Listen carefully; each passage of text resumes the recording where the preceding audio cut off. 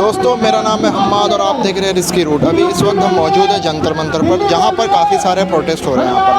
और मनरेगा गांव को लेके हमारे साथ जुड़े हुए हैं महमूद प्राशा जी, और वो क्या बोलते हैं, उनकी क्या प्रतिक्रिया है, वो सारे हम आज सुनते हैं। तो जो आंदोलन है ये हर एक उस व्यक्ति के लिए है, डॉक्टर रितु का आंदोलन नहीं है। ये हर एक उस व्यक्ति के लिए है जो आरएसएस की उस साजिश का शिकार है, एससी एसटी ओबीसी और माइनॉरिटी का, जो साजिश ये करती है कि अगर एससी एसटी ओबीसी और माइनॉरिटी के लोग पढ़ लिख भी जाएंगे तो पढ़ाई लिखाई भी उनके काम नहीं आने देंगे। उनके अधिकारों का हनन, उनको नौकरियां छीनने का काम उनसे ऐसे करेंगे जैसे डॉक्टर रितु के खिलाफ उन्होंने किया कि झूठे दस्तावेज बना के डॉक्टर रितु को नौकरी से निकाल दिया। आयुष को, अनिल को आईआईटी दिल्ली में आत्महत्या करने के लिए मजबूर कर दिया। मुस्लिम नौजवान जो हैं, जो एक से बढ़कर एक पढ़े लिखे नौजवान थे, उन्हें झूठे क्रिमिनल केसेस में बंद करके, आतंकवाद के झूठे केसेस में बंद करके ये दिखाने की कोशिश कर रहे हैं कि अगर तुम पढ़ लिख भी लोगे, एससी एसटी ओबीसी और माइनॉरिटीज के लोगों, तो हम तुम्हें रहने नहीं देंगे, तुम्हें मजबूर करेंगे आत्महत्या करने पे, और तुम्हें मजबूर करेंगे कि तो अपनी पढ़ाई लिखाई का भी कोई फायदा तुम ना उठा पाओ। उस विचारधारा के खिलाफ डॉक्टर रितु का एक ये मॉडल बना के डॉक्टर रितु को इस आंदोलन का शुरुआत की गई है। हम ये गुजारिश करते हैं कि उस आंदोलन में सभी लोग जुड़े। हम उस आंदोलन को और भी आगे बढ़ाने वाले हैं, जल्दी उसकी रूपरेखा आपको जल्दी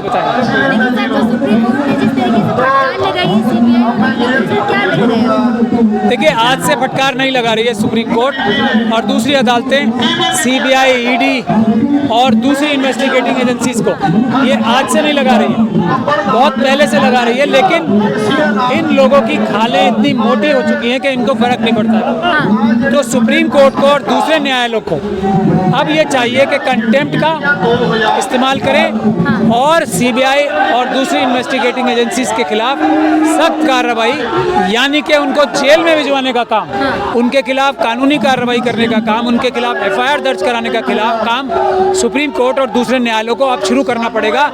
वरना ये लोग अपने राजनीतिक आकाओं के पीछे पिछलग्गू बन के, उनके गुलाम बन के, उनके गलत काम, उनके बिल्कुल बेगुनाह लोगों को फंसाने के काम करती रहेगी और उनका राजनीतिक लाभ उठाने के लिए उनका सहयोगी बन के, क्रिमिनल बन के काम करते रहेंगे। तो सुप्रीम कोर्ट और दूसरे अदालतों को अब ये चाहिए कि पुलिस के अधिकारियों द्वारा जो क्राइम किए जा रहे हैं, भ्रष्ट इन्फोर्समेंट डायरेक्टरेट के अधिकारियों के खिलाफ जो कानून को तोड़कर क्राइम्स करे जा रहे हैं, उनके खिलाफ कानूनी कार्रवाई यानी कि एफआईआर दर्ज कराने का काम भी करें।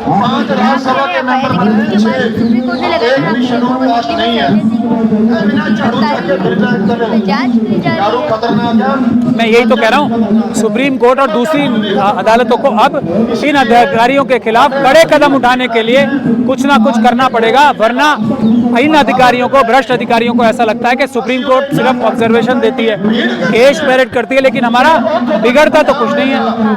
ये जो उनके मन में विश्वास आ गया है, लेकिन अगर हम अमित शाह जी की बात नहीं मानेंगे, मोदी जी की बात नहीं मानेंगे, तो हमारा ट्रांसफर कर देंगे, हमारे को सस्पेंड कर देंगे।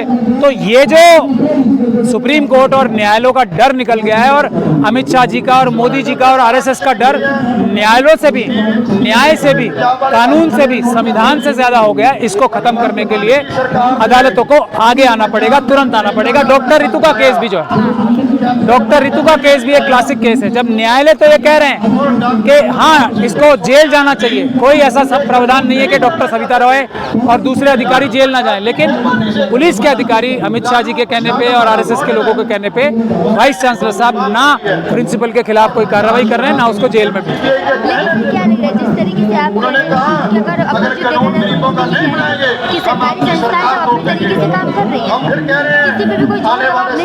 सही तो कह रहे हैं वो एकदम।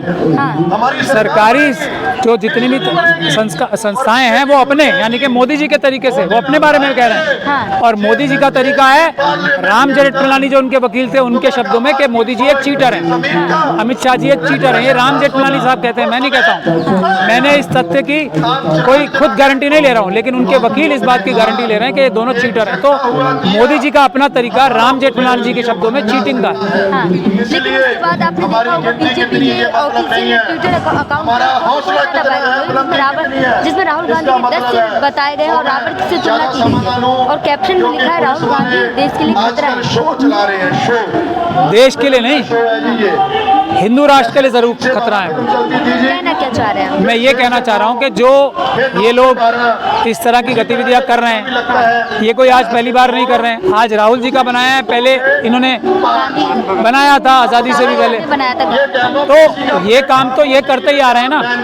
तो ये देशद्रोही हैं, ये आतंकवादी हैं, ये हिंदू राष्ट्र बनाने वाले हैं।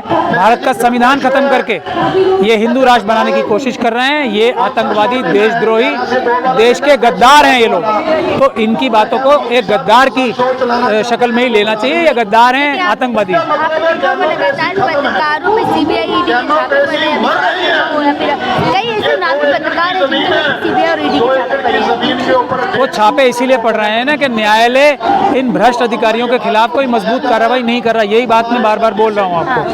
तो ये और इनकी भी कमी है इसमें। कार्रवाई नहीं करना था, लेकिन बताया जा रहा है कि चाइना से हाँ, चाइना से फंडिंग हो रही थी या नहीं हो रही थी एक अलग सवाल है। अगर मैं इनके ये झूठे आरोप सच भी मानूं तो चाइना से फंडिंग अगर हो रही है तो अडानी को सबसे ज्यादा हो रही है, उसके खिलाफ कोई कार्रवाई नहीं करेंगे। अंबानी को हो रही है। मनुवादी मानसिकता के गुजराती बिजनेसमैन जितने हैं, मनुवादी मानसिकता के गुजराती बिजनेसमैन सब चाइना के दलाल हैं। सब चाइना की कम्युनिस्ट पार्टी ऑफ चाइना जो है उसकी फ्रंट कंपनियों के डायरेक्टर्स और पार्टनर्स हैं, और सब पीपल्स लिबरेशन आर्मी जो चाइना की आर्मी है उसकी फ्रंट कंपनीज के डायरेक्टर्स और पार्टनर्स हैं।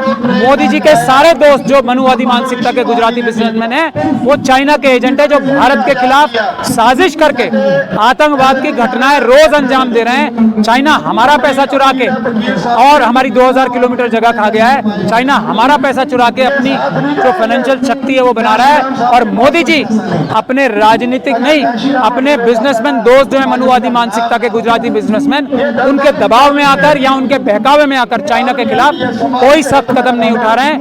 ये बिल्कुल गलत बात है। अगर उन्हें कदम उठाना है चाइना के खिलाफ तो सबसे पहले अडानी को अरेस्ट करके जेल डालें।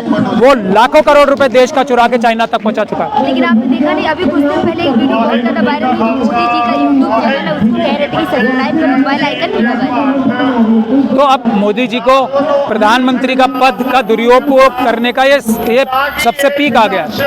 प्रधानमंत्री का पद दुरुपयोग करके वो लाखों करोड़ रुपए खर्च कर चुके हैं। मोदी जी, नरेंद्र मोदी जी की जय जयकार कराने के लिए, उनकी छवि बढ़ाने के लिए प्रधानमंत्री के पद का नाजायज इस्तेमाल करके उन्होंने अपनी छवि ऊंचे की है। लाखों करोड़ रुपए खर्च किए हैं, लोगों को खरीदा है, जहाज भर भर के ले जाते हैं ताली बजाने के लिए मनुवादी मानसिकता के गुजराती लोग। तो ये देश का पैसा प्रधानमंत्री जी ने मिसयूज किया है नरेंद्र मोदी जी की छवि ऊपर करने के लिए। ये अपराध है, अपराध है। इसके खिलाफ कानूनी कार्रवाई विपक्ष को भी करनी चाहिए और हम लोग भी करेंगे। लेकिन क्या लग रहा है, आप खुद एक एडवोकेट हैं तो आपको पूछूं, क्या लग रहा है, जहाँ एक तरफ मोदी जी 18 घंटे काम करते हैं, एक भी छुट्टी नहीं लेते, वहीं चुनावी रैलियां करते हैं। मतलब 18 घंटे काम करते हैं तो देश के नहीं, दुनिया के सभी प्रधानमंत्री 18 और उससे भी ज्यादा घंटे काम करते हैं, 24 घंटे काम करते हैं। नहीं, छुट्टी नहीं ले रहे, उनकी तो रोज ही छुट्टी है। वो काम किस दिन करते हैं? उनका तो हर दिन छुट्टी का दिन है। उनके कितने घंटे उनकी फेस मसाज और छवि सुधारने के लिए लगते हैं, कितने घंटे उनके कपड़े पहनने में लगते हैं, कपड़े बदलने में लगते हैं, कितने फोटो खिंचवाने में लगते हैं, कितने जो वो बियर ग्रिल्स है, जब उधर पुलवामा पे अटैक हो रहा था वो बियर ग्रिल्स के साथ जो छुट्टी मना रहे थे या प्रधानमंत्री प्रधानमंत्री की फाइलें साइन कर रहे थे उस वक्त वो, तो उनका तो हर एक दिन छुट्टी का दिन है। उन्होंने काम किस दिन किया है उसकी अभी जब दूसरी सरकारें आएंगी तो वो ब्यौरा लेंगी कि प्रधानमंत्री मोदी जी ने ये काम किस दिन किया है। काम नहीं, 18 घंटे तक वो एंजॉय करते हैं, कभी यात्राओं पे जाके, कभी कपड़े सुधारने में, कभी बढ़िया बढ़िया कपड़े पहनने में, कभी डिजाइनर्स के साथ बैठने में कि कौन सी छवि। आते हैं, देश बदल रहा है, प्रधानमंत्री के अब फटे हुए कपड़े और टूटी हुई चप्पल पहन के भारत के प्रधानमंत्री ने, किसी भी प्रधानमंत्री ने कभी भी फटी हुई चप्पल और टूटे हुए जूते नहीं पहने, तो आज भी नहीं पहन रहा। लेकिन बाकी सब प्रधानमंत्री बहुत कम पैसा लगाते थे। ये पूरे देश की जो छवि है, जो पूरे देश का पैसा है अपने जहाज़ों पे, अपने कपड़ों पे, अपनी फेस सुधारने पे जो लगा रहा हो प्रधानमंत्री, वो तो ऐश और अय्याशी में डूबा हुआ है। वो कब काम कर रहा है ये मुझे नहीं। क्या गवर्नमेंट का पैसा लगा रहे हैं? बिल्कुल, कौन से, वो तो चाय बेचने वाले थे ना, चाय बेच के तो कोई इतनी सारी जो वो है ना एजेंसीज अपना चेहरा सुधारने की, मेकअप करने की जो बेस्ट एजेंसीज वर्ल्ड की है उन्होंने ले रखी है, कोई चाय बेचने वाला अफोर्ड नहीं कर सकता।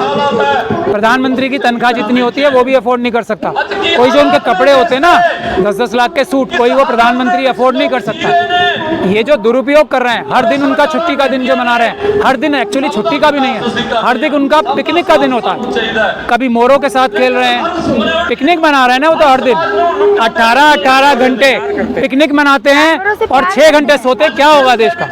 जानवरों से प्यार करते हैं। मैं वही तो कह रहा हूँ, अपनी हॉबीज पिकनिक मनाने के टाइम में ही वो 18 घंटे निकाल रहे हैं। जिनसे वो प्यार करते हैं उनके साथ 18 घंटे बिताते हैं। वो कभी देश की फाइलों से भी प्यार करना चाहिए, उन्हें कुछ समय लगाना चाहिए देश का ख्याल भी रखने के लिए, कुछ समय लगाना चाहिए चाइना को रोकने का, जो हमारी 2000 किलोमीटर जगह खा गया है। 80-20 का व्यापार में जो हमसे लूट मचा रखी है चाइना से, उसको रोकने की कोशिश करनी चाहिए। उनको कम से कम कुछ ध्यान देना चाहिए उन मनुवादी मानसिकता के आरएसएस और बीजेपी के लोगों पे, जो भारत देश का संविधान खत्म करके, जिसकी शपथ उन्होंने ली है, सच्ची या झूठी वो खुद जाने, उसको खत्म करके हिंदू राष्ट्र बनाने की, मनुस्मृति लागू करने की जो कोशिश की जा रही है, उस पर भी ध्यान लगाना चाहिए।